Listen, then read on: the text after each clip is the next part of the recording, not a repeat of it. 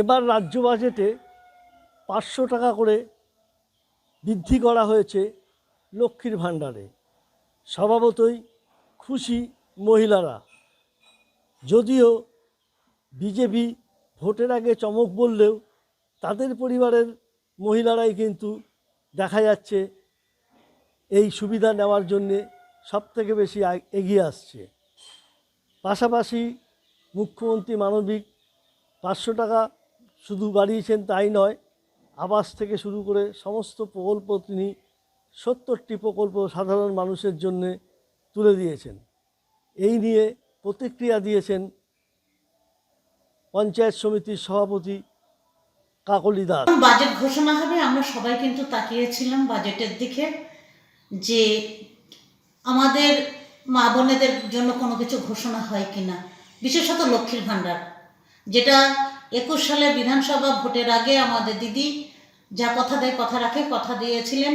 লক্ষ্মীর ভাণ্ডার কী জিনিস আমরা জানতাম না, কিন্তু তারপরের থেকে আমরা লক্ষ্মীর ভাণ্ডারের সেই প্রকল্পের মধ্যে দিয়ে প্রত্যেকটা মা বোনেরা আমরা 1000 টাকা এবং 1200 টাকা করে আমরা পেয়ে এসেছি। এবার সেই টাকাটাকে আমাদের দিদি 1000 টাকাটাকে 1500 টাকা এবং 1200 টাকাটাকে 1700 টাকা, 500 টাকা করে প্রত্যেকে। কিন্তু বিজেপির লোকজন তো এটাকে বলছে ভোটের জন্য বললো।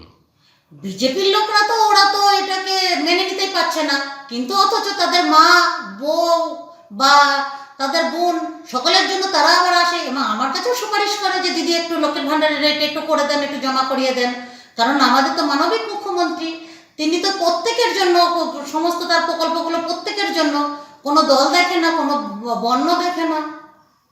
তো বিজেপিরা তো ওরা কি বললো এই কথা তো আমার মা বোনেরা শুনবে না, ওরা তো ওদের মতো করে বলবে। বিহারে ভোট হলো, মিথ্যা করে 10,000 টাকা একবারই দিল, তারপরে থেকে তো আর নেই।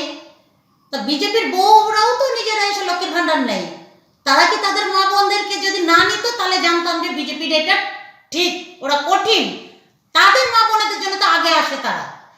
আপনি পান তো? আমি নিজেও পাই। কি বলবেন?